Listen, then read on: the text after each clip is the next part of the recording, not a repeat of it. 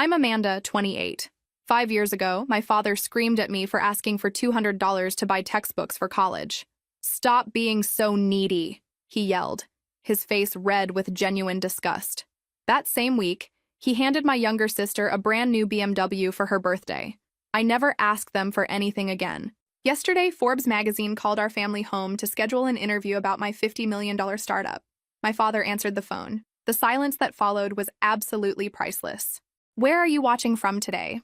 Drop your location in the comments below and hit that like and subscribe button if you've ever felt like the forgotten child in your own family. You'll definitely want to stick around for what happened next. Let me take you back to explain how we got here, because trust me, this journey was anything but easy.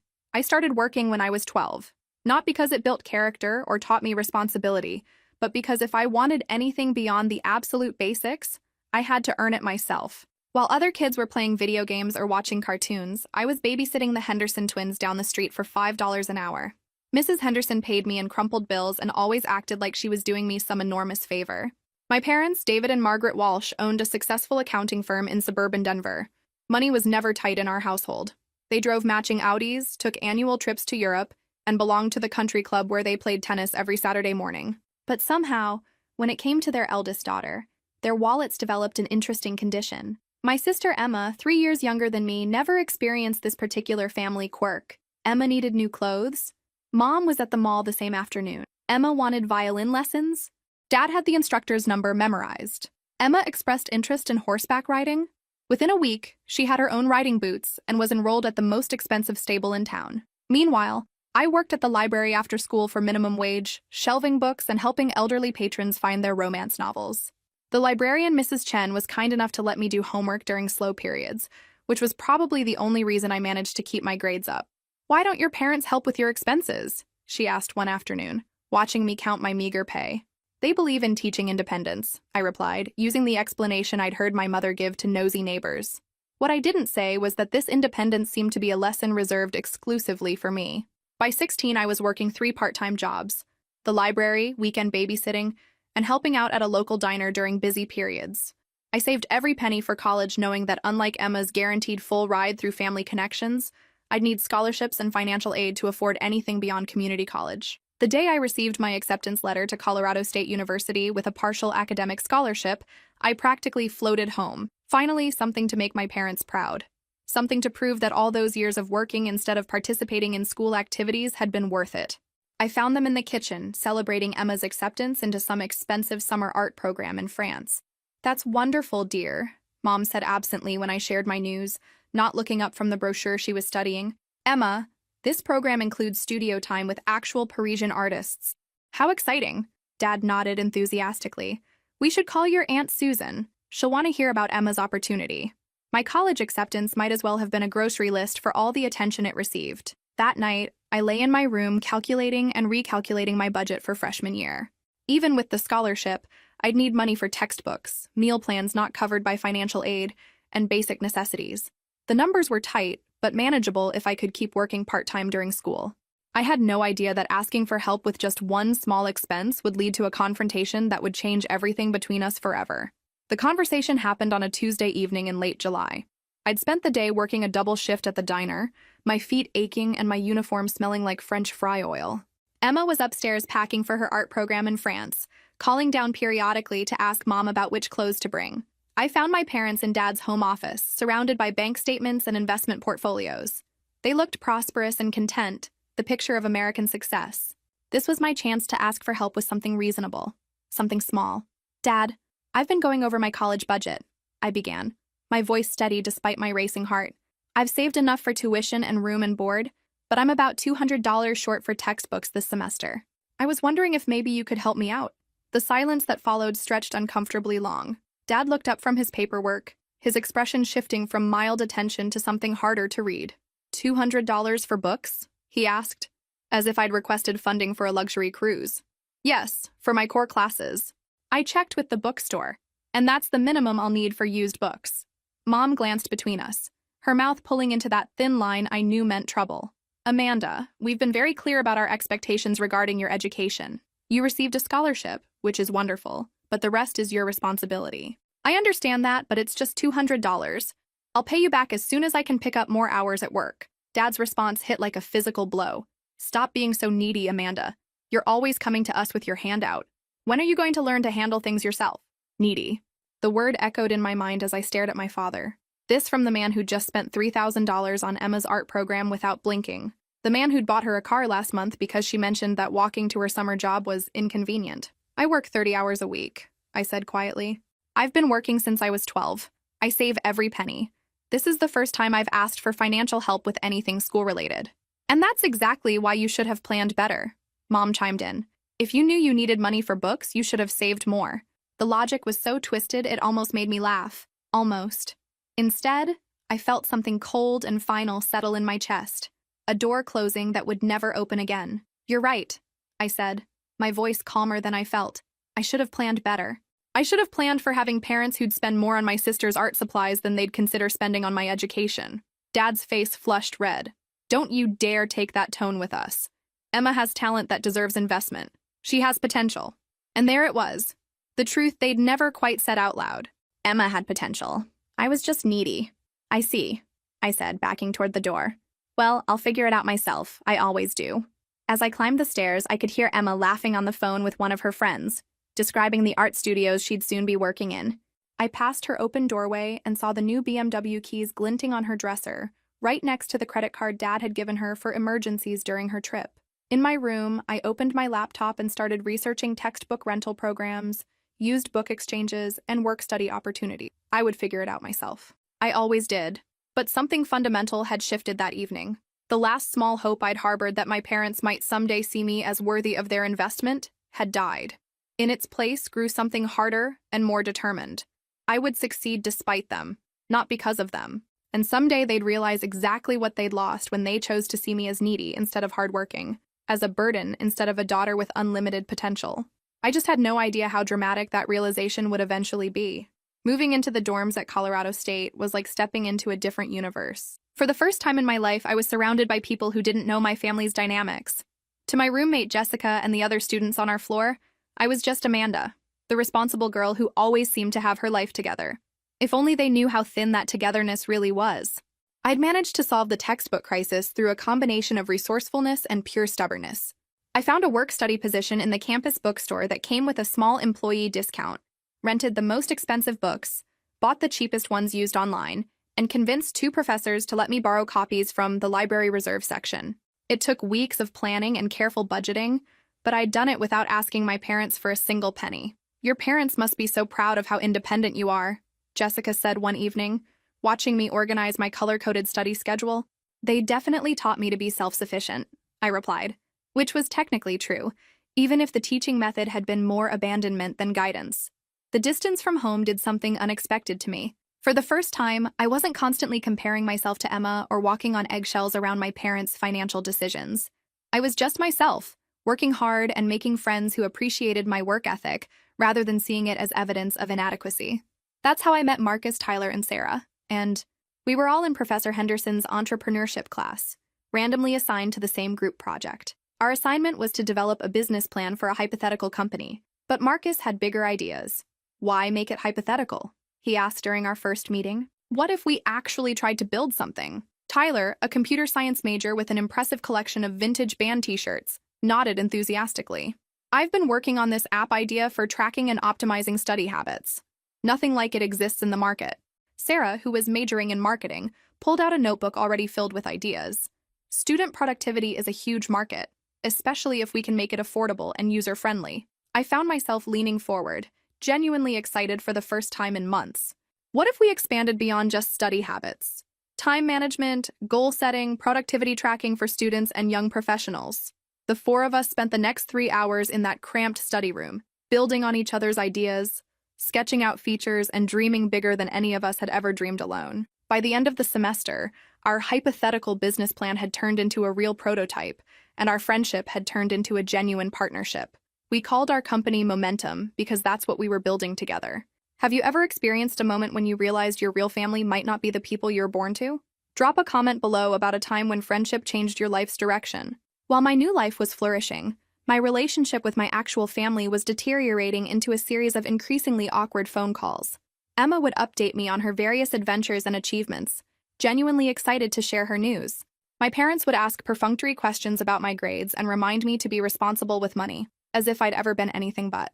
The contrast became especially stark during winter break. I returned home to find Emma's art from France prominently displayed throughout the house, while my Dean's List certificate sat unopened on the kitchen counter where I'd left it the day I got home. "How's your little business project going?" Dad asked during one particularly tense dinner.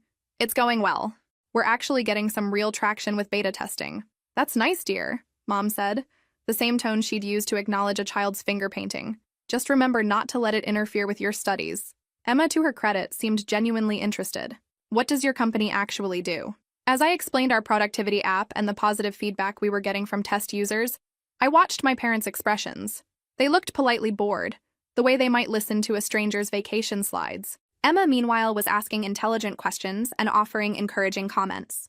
It struck me that my little sister understood and supported my ambitions more than our parents ever had. "You know what's weird?" I told Marcus during a late-night phone call from my childhood bedroom. "My sister gets it. She actually listens when I talk about what we're building." "Maybe she's the smart one in the family," Marcus replied, and we both laughed. I had no idea how prophetic those words would turn out to be. College flew by in a blur of late-night coding sessions, business plan revisions, and increasingly successful beta tests. By senior year, Momentum wasn't just a student project anymore. We had real users, actual revenue, and the kind of growth metrics that made people take notice. I maintained my work-study jobs because the startup income was still unpredictable, but my 3 partners and I spent every free moment building something that felt genuinely important. Our productivity platform was helping students manage their time better, reduce stress, and achieve their goals. The validation from users was addictive in the best possible way. "We need to make a decision," Tyler announced during one of our weekly meetings at our favorite coffee shop off campus. "Do we stay small and comfortable, or do we really go for it?" Sarah spread her laptop across the table, showing us growth projections that made my heart race. "We've got 3 investment firms interested in talking to us. Real money, real acceleration." Marcus looked at me. "What do you think, Amanda?" "You've been quiet." I thought about my parents, who still asked about my little business project, with the same tone they might use to ask about a hobby. I thought about all the nights I'd worked multiple jobs while my classmates partied, all the times I'd chosen responsibility over fun, all the years I'd proven my worth through actions rather than inheritance. "Let's go for it," I said. "Let's build something that matters." Graduation day was a study in contrast. My parents attended, looking appropriately proud as they took photos and made small talk with other families. They congratulated me on my degree and my job prospects, treating Momentum like a nice extracurricular activity that would look good on a resume. Emma, meanwhile, pulled me aside after the ceremony. "I've been following your company online," she said quietly. "Amanda, this is incredible. You guys are going to change everything." "Thanks, Em. That means a lot." Do Mom and Dad know how big this actually is?" I looked across the lawn at our parents, who were discussing Emma's upcoming graduate program with the enthusiasm they'd never shown for my entrepreneurial efforts. "I don't think they'd understand even if I explained it." Emma frowned. "That's their loss." Over the following months, as Momentum grew from a promising startup to a genuine success story, my family's response remained frustratingly consistent. During our monthly phone calls, I'd try to share milestones that genuinely excited me, reaching significant user numbers, closing important partnerships, hiring our first employees, but their reactions never evolved beyond polite interest. "That's wonderful, dear," Mom would say when I mentioned we'd hit 100,000 active users. "Just make sure you're saving money for the future." Meanwhile, Emma's graduate school updates were met with detailed questions, enthusiastic support, and genuine engagement. When she made Dean's List, Dad called 3 relatives to share the news. When I told them we'd been featured in a tech magazine, he said, "That's nice, honey," and immediately changed the subject to Emma's thesis project. The disparity became so absurd it was almost funny. Almost. "Do you think they'd care more if I failed spectacularly?" I asked Marcus one afternoon as we reviewed our latest user retention numbers. "Maybe they're intimidated," he suggested. "Some parents struggle when their kids surpass their understanding of success. Or maybe they just don't see me as capable of real success," I replied, which felt closer to the truth. The success of Momentum was validating in ways I'd never expected. Investors took me seriously. Users appreciated our product. Tech journalists wanted to interview me about our growth strategy. But the people whose opinion had once mattered most to me remained stubbornly unimpressed. It would take a phone call from Forbes magazine to finally get their attention. And by then, their reaction would reveal truths about our family that none of us had fully understood. The monthly family dinners became exercises in polite torture. Every few weeks, I'd drive back to Denver, sit at the same dining room table where I'd once begged for textbook money, and listen to detailed discussions about Emma's graduate research while my own achievements were dismissed with generic pleasantries. "Emma's professor thinks her thesis could be groundbreaking," Mom would announce, beaming with pride. "That's amazing," I'd respond genuinely, because Emma's work in sustainable architecture really was impressive. Then Emma would ask, "How's Momentum doing, Amanda?" I'd share our latest milestone, reaching 500,000 users or signing a major corporate client, and watch my parents' eyes glaze over like I was reading from a technical manual. "That's nice, dear," Dad would say before immediately steering the conversation back to Emma's academics or their own business concerns. The contrast was so stark it became almost surreal. Emma would mention getting a B+ on a paper, and Dad would suggest celebrating with dinner at their favorite restaurant. I'd mention that Momentum had been selected for a prestigious tech accelerator program, and Mom would ask if I was remembering to eat vegetables. "I don't understand them," I confided to Sarah during one of our strategy sessions. "It's like they're physically incapable of seeing me as successful." "Some people can only understand success in forms they recognize," Sarah replied. "Your parents understand traditional careers, real estate, investments. A tech startup might as well be magic to them." But it felt like more than confusion. It felt like willful blindness. The worst part was how normal everyone acted. Emma was genuinely excited about my success and would ask thoughtful questions about our business strategy. My parents weren't actively hostile. They just seemed fundamentally unable to compute that their elder daughter might be building something significant. During one particularly awkward dinner, Dad spent 20 minutes explaining his new client's complex tax situation to the table, clearly expecting everyone to find it fascinating. When he finished, I mentioned that we'd just hired a former Google executive as our head of operations. "That's nice," Mom said absently. "Emma, tell us more about your internship applications." I caught Emma's eye across the table. She looked as uncomfortable as I felt. After dinner, Emma followed me to my car. "I'm sorry," she said quietly. "For what?" "For how they treat you. It's not fair." I leaned against my car, suddenly exhausted. I used to think if I just worked hard enough, achieved enough, proved myself enough, they'd finally see me the way they see you. Amanda, the way they see me isn't necessarily better.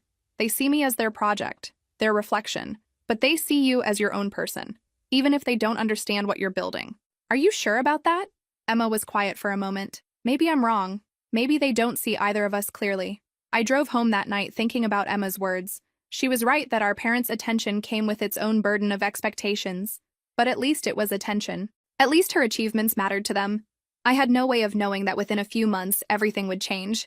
The phone call that would force my parents to finally pay attention to my success would also reveal secrets that would recontextualize every family dinner, every dismissive comment, every moment of feeling invisible in my own home. Some truths, once revealed, change everything that came before them. By year 3 post-graduation, Momentum had evolved beyond anything we'd imagined in that cramped college study room. We'd raised 2 rounds of funding, expanded our team to 30 employees, and our platform was being used by over 2 million students and young professionals worldwide. I'd moved into a sleek downtown Denver apartment, finally able to afford the kind of life I'd always imagined. My work was meaningful, challenging, and financially rewarding in ways that still felt surreal sometimes. But success, I discovered, was a lonely thing when the people who should be proudest of you remained stubbornly unimpressed. "We're being featured in Entrepreneur magazine next month," I told my parents during our regular phone call. "That's wonderful, dear."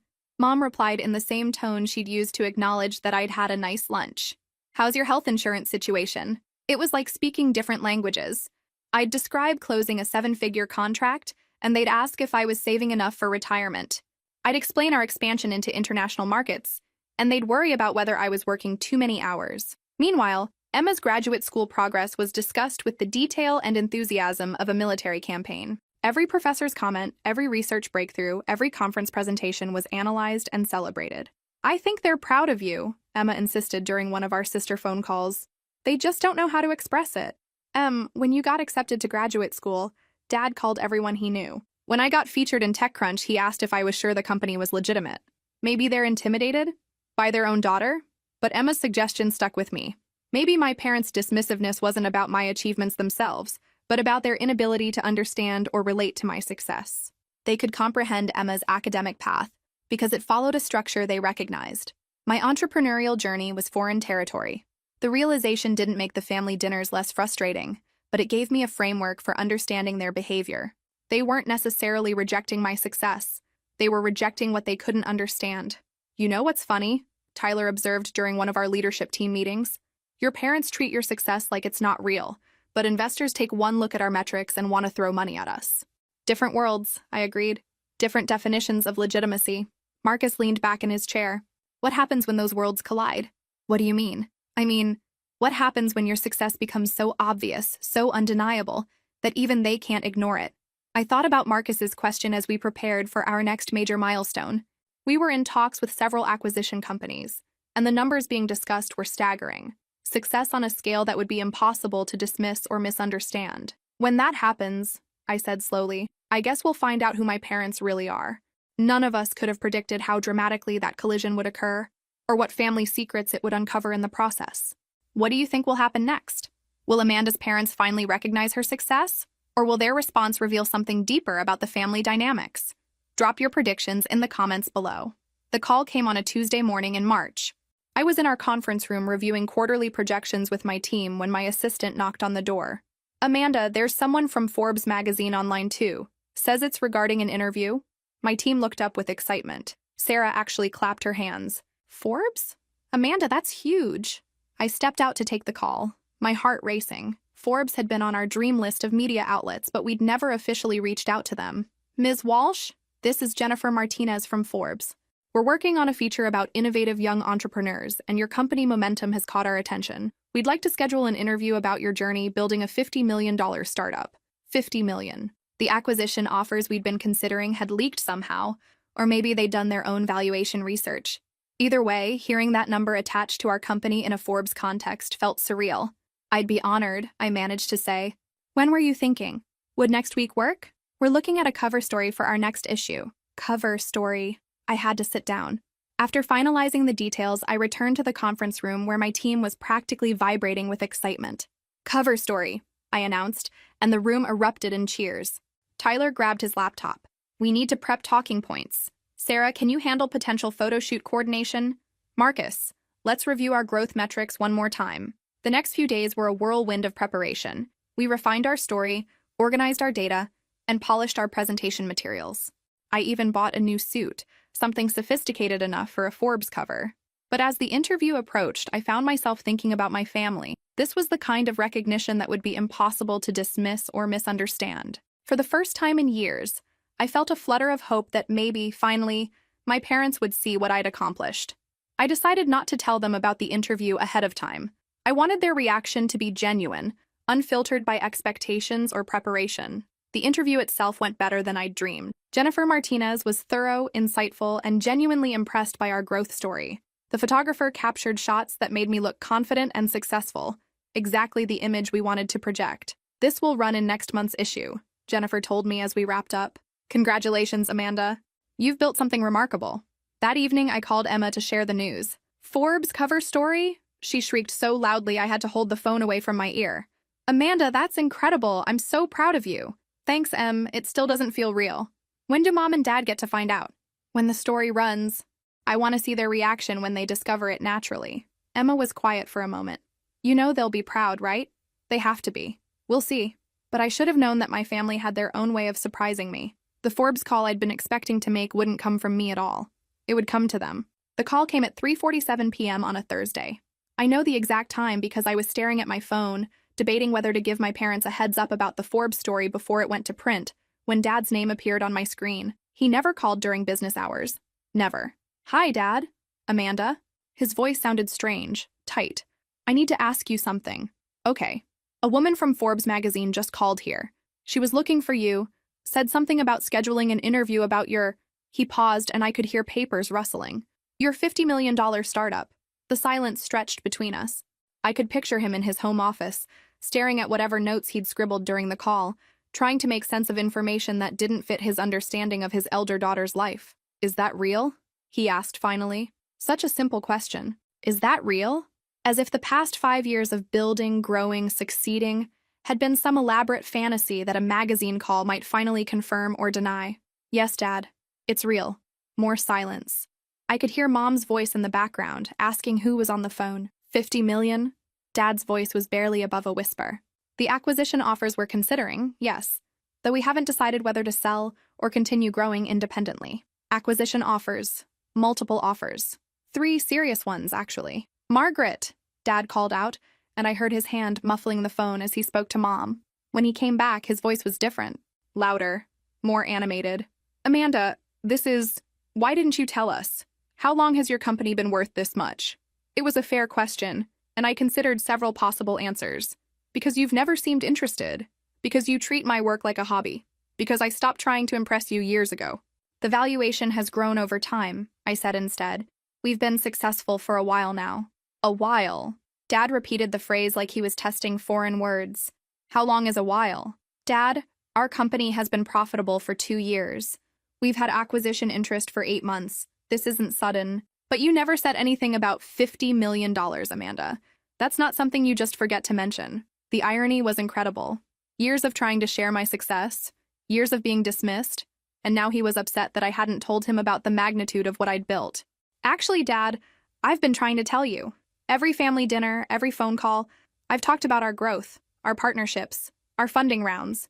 You always seemed more interested in Emma's coursework. That's different. He trailed off, probably realizing he was about to say something that would reveal exactly why I'd stopped sharing details with them. Amanda? Mom's voice came through the phone. Dad had apparently put me on speaker. Honey, we had no idea you were building something so significant. I know. The woman from Forbes, she wants to interview you for their cover story, Dad continued. Cover story, Amanda. Forbes magazine. I know, Dad. I already did the interview. You already, he sputtered. When? Last week. And you didn't tell us? The question hung in the air, heavy with implications. They were hurt that I hadn't shared this milestone with them, but they couldn't seem to understand that I'd been sharing milestones with them for years. They'd just never bothered to listen. Listen, Dad said, his voice taking on a tone I recognized from his business calls. We should celebrate. This is incredible news. Why don't you come for dinner this weekend? We can talk about your success, your future plans. For the first time in our conversation, I smiled. I'd like that. Good. We'll make reservations somewhere special. This deserves a proper celebration. After I hung up, I sat in my office staring out at the Denver skyline, feeling something I hadn't experienced in years. Anticipation about spending time with my family. Maybe this was the turning point we'd all needed. Maybe success on this scale was finally large enough to bridge the gap between us. I should have known that with my family, nothing was ever that simple. Saturday arrived with the kind of crisp autumn weather that made Denver look like a postcard. I drove to my parents' house feeling optimistic for the first time in years, wearing the new dress I'd bought specifically for this celebration. They'd made reservations at Romano's, the upscale Italian restaurant where we'd celebrated every major family milestone since I was 12. The gesture felt significant, like they were finally ready to include my achievements in the family narrative. Emma met me in the driveway, practically bouncing with excitement. I can't believe my sister is going to be on the cover of Forbes magazine, she said, wrapping me in a hug. It still feels surreal, I admitted. Mom's been telling everyone she talks to. The mailman, the grocery store clerk, her book club. She's so proud. The warmth in Emma's voice made my chest tight with unexpected emotion. Maybe this really was the new beginning I'd hoped for. Inside, my parents looked different. Dad kept checking his phone, as if waiting for news from my Forbes interview to break. Mom had made her famous lasagna, the recipe she usually reserved for Christmas and birthdays. There's our entrepreneur, Dad announced as we walked in, and for the first time in my adult life, he sounded genuinely impressed by something I'd accomplished. Dinner started exactly the way I'd always hoped it would. They asked detailed questions about Momentum's growth trajectory, our user base, our revenue streams. Dad wanted to understand our business model, and Mom asked about our company culture. I found myself sharing stories I'd never told them, explaining challenges we'd overcome and victories we'd achieved. The Forbes journalist said you're being compared to some of the most successful young entrepreneurs in the country, Mom said, beaming. She mentioned you in the same breath as those young men who started Facebook and Google. That's incredibly flattering, though I think they're being generous with the comparison. Don't sell yourself short, Dad said firmly. What you've built is remarkable. I had no idea you were operating on this level. The validation felt like sunshine after years of winter. This was the conversation I'd imagined having with them countless times. Finally, they saw me. We made it through appetizers and most of the main course before everything fell apart. So, Dad said, setting down his wine glass and leaning forward with the expression he wore when transitioning to business matters. We need to talk about next steps. Next steps? I asked, though something in his tone made my stomach tighten. Well, this changes everything for our family, he continued. Emma's going to graduate soon, and she'll need a career path. With your success, it seems obvious that she should join your company. I blinked, certain I'd misheard. I'm sorry, what? Emma should become a partner in Momentum, Dad said matter-of-factly. Family helps family, Amanda.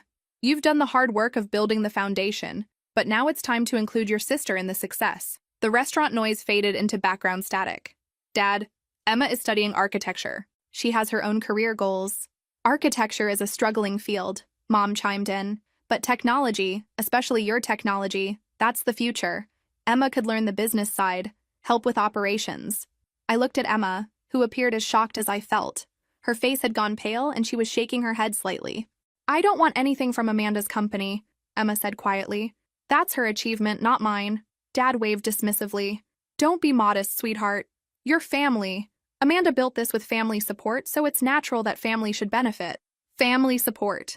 The phrase was so absurd I almost laughed. What family support? The family that had refused me $200 for textbooks? The family that had dismissed my work for years? Actually, I said, my voice steady despite the rage building in my chest, I built this without any family support at all. I built it despite family indifference. Now, Amanda, Mom said in her warning tone, don't be dramatic. We've always supported your ambitions. Have you? I asked. Because I distinctly remember begging for help with textbook money and being told I was too needy. I remember sharing every milestone for the past 5 years and having it dismissed. I remember feeling invisible at every family dinner until Forbes called your house. Dad's face was reddening. That's not fair. We didn't understand the scope of what you were building, because you never bothered to listen. Well, we're listening now, he said firmly. And as your family, we think Emma should be brought into the company as an equal partner. Equal partner. For work she'd never done, in a company she'd never built, using knowledge she'd never acquired. Equal partner because she was family, and family deserved to benefit from my success. I stood up so abruptly my chair scraped against the floor. Amanda, Mom said sharply. Sit down. We're having a family discussion. No, I said quietly. We're not. I walked out of Romano's, leaving my family sitting at their table with their grand plans for redistributing my success. In the parking lot, I sat in my car with shaking hands, finally understanding what had just happened. They hadn't called this dinner to celebrate my achievements. They'd called it to figure out how to profit from them. Some truths are only visible in the harsh light of expectation, and the truth about my family was uglier than I'd ever imagined. The next morning brought the inevitable phone calls. First Mom, then Dad, both trying variations of the same theme. I'd misunderstood their intentions. They just wanted what was best for the family. Surely I could see the wisdom in keeping success within the family circle. I ignored them both. Emma's call came in the afternoon. Unlike our parents, she sounded genuinely distressed. Amanda, please tell me you know I had nothing to do with that disaster last night. I know, Em. Your face said everything. I'm mortified. I had no idea they were planning to ambush you like that. It's not your fault. Can I come over? I need to explain something to you. Something important. An hour later, Emma sat in my living room clutching a cup of tea with both hands, looking younger than her 25 years. There's something you need to know, she began, her voice barely above a whisper. Something I should have told you years ago, but I promised Mom I wouldn't. My stomach dropped. What kind of something? Emma took a shaky breath. You're not Dad's biological daughter. The words hung in the air like smoke, visible but not quite real. I heard them, understood the individual meanings, but couldn't process them as a complete thought. What? Dad isn't your father. Your biological father is someone else. I overheard Mom and Dad talking about it when I was 15. They didn't know I was listening, but they were discussing whether to tell you before you turned 18. I set down my own cup with hands that suddenly felt disconnected from my body. That's not possible. It is possible. And it explains everything, Amanda. The way they've always treated you differently. The way they've never seemed to fully accept you as part of the family. You're not. But Dad's name is on my birth certificate. He adopted you when you were a year old. Your biological father. Mom got pregnant with you when she was dating someone else. She chose Dad instead, and he agreed to raise you as his own. The room was spinning slightly. Or maybe I was spinning, and the room was staying still. Who knows this? Mom and Dad. And now you. I don't think anyone else in the family knows. And you've known for 10 years? Emma's eyes filled with tears. I wanted to tell you so many times, especially when they'd dismiss your achievements or treat you like you didn't matter. But I was 15 when I found out, and Mom made me promise to never say anything. She said it would destroy the family. 28 years. 28 years of feeling like I didn't quite fit, like I was somehow deficient, like I had to work twice as hard to earn half the recognition. 28 years of wondering what was wrong with me, that my own parents couldn't love me the way they loved Emma. "Does this change how you feel about me?" Emma asked softly. I looked at my sister, her blonde hair and blue eyes so similar to our mother's, so different from my brown hair and hazel eyes. Details I'd never questioned before suddenly seemed significant. "You're still my sister," I said firmly. "You're the only person in this family who's ever truly supported me. But now you know why they've always been different with you. It doesn't excuse it, but it explains it." A terrible clarity was settling over me. The textbook money they'd refused while buying Emma a car.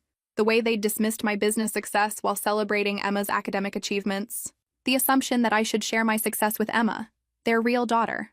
"Do you think my biological father knows I exist?" "I don't know. Mom never mentioned him by name in the conversation I overheard." My phone buzzed with another call from Dad. Not Dad. From David Walsh, the man who'd legally claimed me as his daughter while emotionally rejecting me for nearly 3 decades. I declined the call. "What are you going to do?" Emma asked. I thought about the Forbes interview, about the success I'd built entirely on my own, about the family who'd never truly seen me as belonging to them. The irony was perfect. They'd waited until I was successful enough to profit from before showing interest in my achievements, not knowing that my success would ultimately lead to discovering why they'd never valued me in the first place. "I'm going to find out who my real father is," I said. "And then I'm going to decide which family actually deserves to be part of my life." Some secrets, once revealed, don't just change the future. They rewrite the entire past, making sense of a lifetime of confusion and pain. And sometimes, that clarity is exactly what you need to build a better tomorrow. The Forbes article hit newsstands on a Tuesday morning in November. By noon, my phone was ringing constantly with interview requests, partnership proposals, and congratulations from colleagues across the industry. The cover photo showed me in my conference room, arms crossed confidently, with the headline, "The $50 million Woman, How Amanda Walsh Built Her Empire from Nothing." From nothing. The phrase felt more accurate than the journalist had probably intended. I was reviewing acquisition offers when my assistant buzzed the intercom. "Amanda, there's a gentleman on line 3 who says he's your father, but not the father who's been calling all week." My heart stopped. Did he give a name? "Thomas Bradley. He says he read your Forbes interview and needs to speak with you about family matters."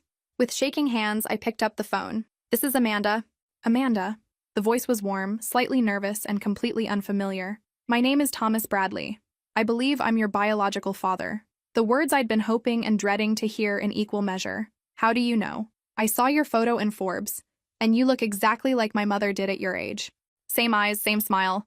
"When I read that your mother was Margaret Walsh from Denver, everything clicked into place." He explained the story Emma's eavesdropping had only partially revealed. He and my mother had dated seriously in college, had talked about marriage, had planned a future together.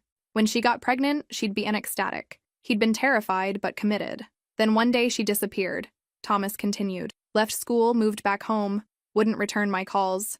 I hired a private investigator to find her, but by the time I tracked her down, she was married to David Walsh and wouldn't see me." "Did you know she was pregnant with me?" "I suspected, but I could never prove it. The investigator told me she'd had a baby, but the birth certificate listed David Walsh as the father. I assumed I was wrong about the timing." "You weren't wrong." The silence stretched between us. 28 years of missed connection. "I've thought about you constantly," he said finally. "Wondered if you existed, what you were like, whether you were happy. When I saw that Forbes article, saw what you'd accomplished, I was so proud I cried. Proud. A stranger was proud of me, while the man who'd raised me had spent decades viewing my achievements as inconveniences." "Would you like to meet?" Thomas asked. "I understand if you need time to process this, but I'd love the chance to know you, if you're open to it." We arranged to meet the following Saturday at a coffee shop downtown. Thomas Bradley turned out to be a software engineer, recently retired, with kind eyes and a gentle manner that put me immediately at ease. He'd never married, never had other children. "I always hoped that someday you might want to know me," he admitted over coffee. "But I never wanted to disrupt your life if you were happy with your family." "Happy with my family," I repeated, testing the phrase. "That's complicated." I told him about the textbook money, about years of feeling invisible, about Saturday's dinner disaster. His expression grew progressively more troubled. "They treated you like that while you were building a $50 million company?" "They treated me like that my entire life." "Amanda, that's unconscionable. You deserved so much better." The validation from this stranger, who was actually my father, Felt like cold water on a burn I'd carried for decades. That evening, I called David Walsh. Not Dad. David. Amanda, thank God.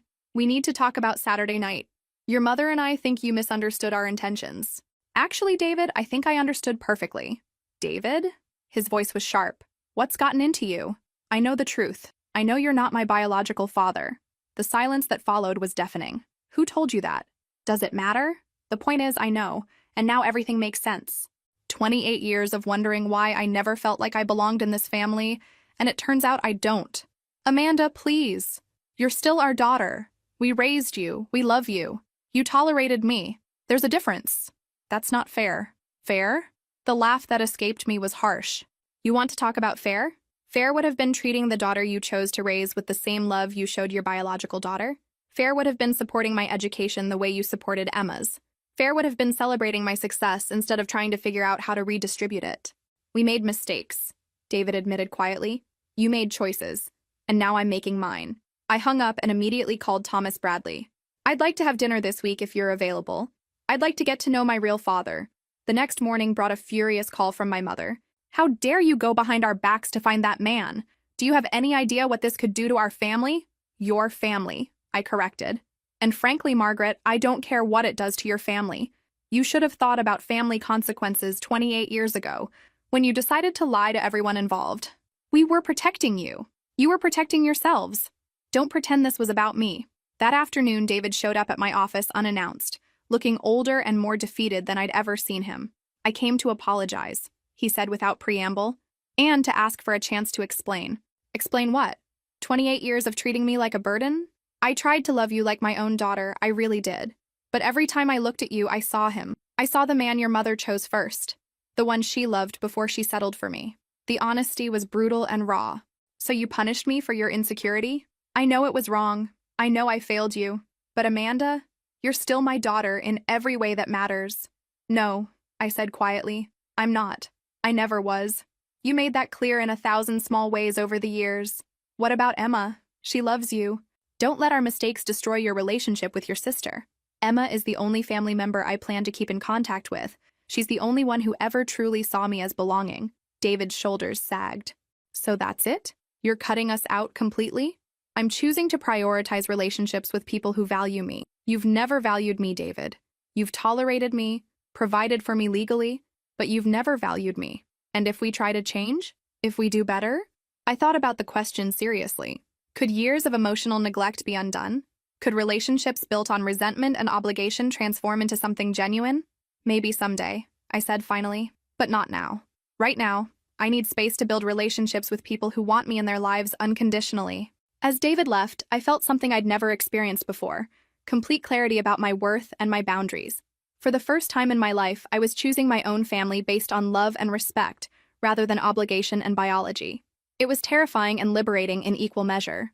6 months later, I stood in the garden of Thomas Bradley's home in Boulder, watching him teach Emma how to grow heirloom tomatoes. She'd driven up for our monthly family dinner, a tradition we'd started in March. Family had taken on an entirely new meaning. Thomas and I had built a relationship slowly, carefully, without the weight of obligation or expectation. He was interested in my work because he genuinely cared about my happiness, not because he wanted to benefit from my success. He shared stories about his career, his travels, his interests, treating me like a friend he was getting to know, rather than a daughter he had rights to. Emma had embraced our new family dynamic with characteristic grace. She visited Boulder regularly and had formed her own friendship with Thomas, who encouraged her architectural ambitions with the same enthusiasm he showed for my entrepreneurial ventures. Your tomatoes are going to be amazing this year, Thomas told Emma, his hands covered in soil. You have a natural intuition for growing things. I wonder where I get that from, Emma replied, grinning at me. Amanda's always been the one who could make anything grow.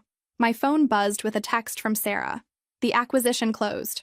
We're officially part of Tech Genesis, and you're officially worth $50 million. Time to celebrate. I'd decided to sell Momentum to Tech Genesis, a larger tech company that would give us the resources to scale globally, while preserving our company culture. My partners and I would stay on to lead the expansion, but now we'd have the backing to reach our full potential.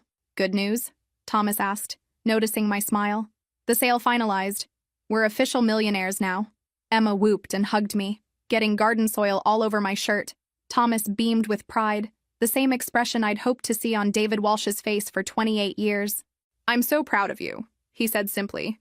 And the words carried weight because they came from genuine love rather than obligation. My personal phone rang. David Walsh. I'd been declining his calls for months, but something made me answer this one. "Amanda?" His voice was hesitant, smaller than I remembered. "What do you want, David?" "I saw the news about your company sale. Congratulations." "Thank you. I also wanted you to know that your mother and I have started counseling. We're trying to understand where we went wrong with you." The admission surprised me. "That's good. You should understand your mistakes. Would you consider meeting with us, with a therapist present? Not to reconcile necessarily, but to talk about what happened?" I looked at Thomas and Emma, both giving me encouraging nods. They'd supported whatever decision I made about David and Margaret Walsh, never pressuring me to forgive or forget. "Maybe," I said finally, "but only if you understand that talking doesn't guarantee anything. I've built a family that works for me now." "I understand. I just want the chance to acknowledge the harm we caused." After I hung up, Thomas put a gentle hand on my shoulder. "Healing doesn't require reconciliation, but sometimes it allows it."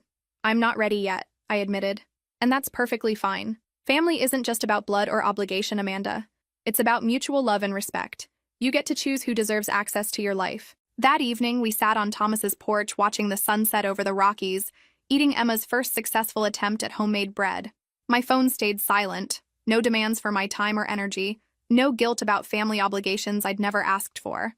Emma had inherited our mother's recipe book and was working her way through it systematically, determined to master every dish that had been in our family for generations. The irony wasn't lost on me that she was preserving Walsh family traditions while I was building something entirely new. "Do you ever regret it?" Emma asked quietly, cutting them off. "Sometimes I regret how it happened," I said honestly, "but I don't regret choosing to prioritize relationships that lift me up instead of tear me down." "You taught me something important," Emma continued. "You taught me that family shouldn't come with conditions. When I have kids someday, I want them to know they're valued for who they are, not for what they can provide." Thomas nodded approvingly. "The best thing we can do with pain is learn from it and do better with the next generation." As the stars emerged over Boulder, I felt the deep satisfaction of a life built on my own terms. The girl who'd been refused $200 for textbooks had built a company worth $50 million. The daughter who'd never felt valued had found a father who treasured her unconditionally. The sister who'd been taken for granted had maintained the one family relationship that had always been genuine. Success, I'd discovered, wasn't just about financial achievement. It was about surrounding yourself with people who celebrated your victories without trying to claim credit, who supported your dreams without attempting to redirect them, who loved you without conditions or expectations. Some families are accidents of birth. Others are careful constructions of choice, built person by person, relationship by relationship, until you find yourself surrounded by exactly the love you deserve. I'd finally built both kinds of success, and neither required the approval of people who'd never seen my worth. If this story resonated with you, make sure to like and subscribe for more tales of overcoming family expectations and building the life you deserve. Remember, you get to choose who deserves access to your heart, your energy, and your success. Sometimes the best thing you can do for yourself is create the family you should have had all along.